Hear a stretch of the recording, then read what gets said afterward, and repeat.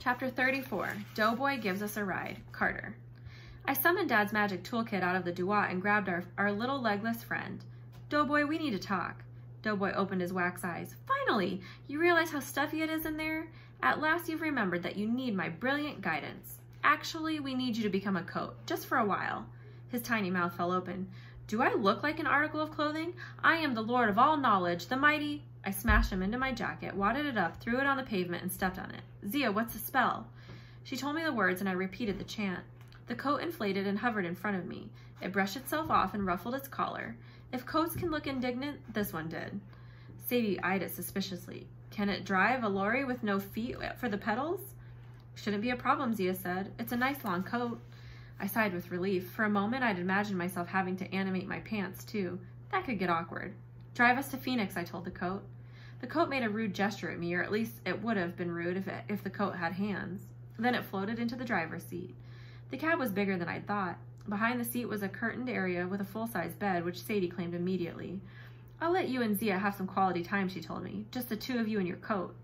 She ducked behind the curtains before I could smack her. The coat drove us west on I-10 as a bank of dark clouds swallowed the stars. The air smelled like rain. After a long time, Zia cleared her throat. Carter, I'm sorry I wish the circumstances were better. Yeah, I said. I guess you'll get in a lot of trouble with the house. I will be shunned, she said. My staff broken, my name blotted from the books. I'll be cast into exile, assuming they don't kill me. I thought about Zia's little shrine in the first gnome, all those pictures of her village and her family that she didn't remember. As she talked about getting exiled, she had the same expression on her face that she had worn then. Not regret or sadness, more like confusion, as if she herself couldn't figure out why she was rebelling, or what the first gnome had meant to her. She said Iskandar was like her only family. Now she had no one. You could come with us, I said. She glanced over. We were sitting close together, and I was very aware of her shoulder pressing against mine. Even with the reek of burned peppers on both of us, I could smell her Egyptian perfume. She had a dried chili stuck in her hair, and somehow that made her look even cuter. Sadie says my brain was just addled. Seriously, Sadie? I don't interrupt this much when you're telling the story. Anyway, Zia looked at me sadly. Where would we go, Carter? Even if you defeat Set and save the continent, what will you do? The house will hunt you down. The gods will make your life miserable. We'll figure it out, I promised. I'm used to traveling. I'm good at improvising, and Sadie's not all bad. I heard that, Sadie's muffled voice came through the curtain.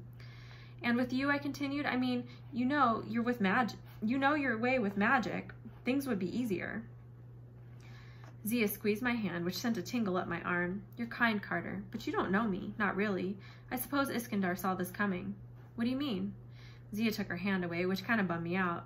When Desjardins and I came back from the British Museum, Iskandar spoke to me privately. He said I was in danger. He said he would take me somewhere safe, and... Her eyebrows knit together.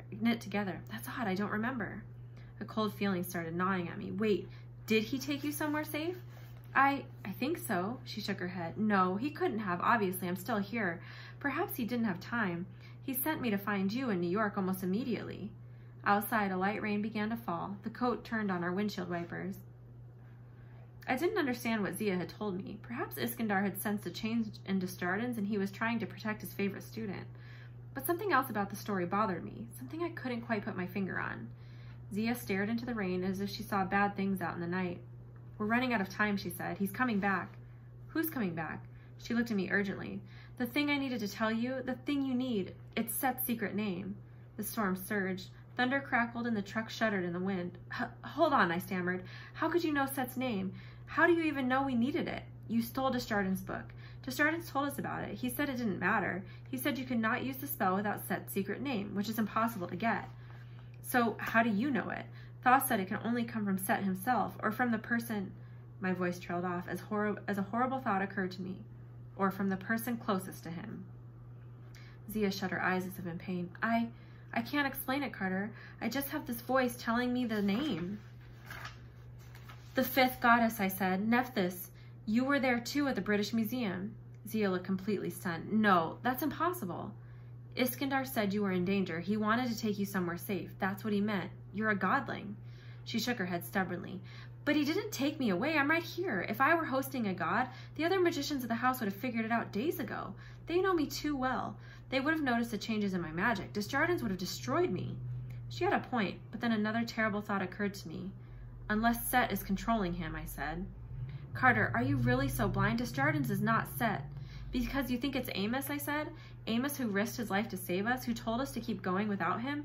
Besides, Set doesn't need a human form. He's using the pyramid. Which you know because... I hesitated. Amos told us. This is getting us nowhere, Zia said. I know Set's secret name, and I can tell you, but you must promise you will not tell Amos. Oh, come on. Besides, if you know the name, why can't you just use it yourself? She shook her head, looking almost as frustrated as I felt. I don't know why. I just know it's not my role to play. It must be you or Sadie, blood of the Pharaohs. If you don't... The truck slowed abruptly. Out the front windshield, about 20 yards ahead, a man in a blue coat was standing in our headlights. It was Amos. His clothes were tattered like he'd been sprayed with a shotgun, but otherwise he looked okay. Before the truck had even stopped completely, I jumped out of the cab and ran to meet him. Amos, I said, what happened? I distracted Sekhmet, he put a finger through one of the holes in his coat, for about 11 seconds. I'm glad to see you survived. There was a salsa factory, I started to explain, but Amos held his hand up. Time for explanation later, he said. Right now, we have to get going. He pointed northwest, and I saw what he meant. The storm was getting worse up ahead, a lot worse.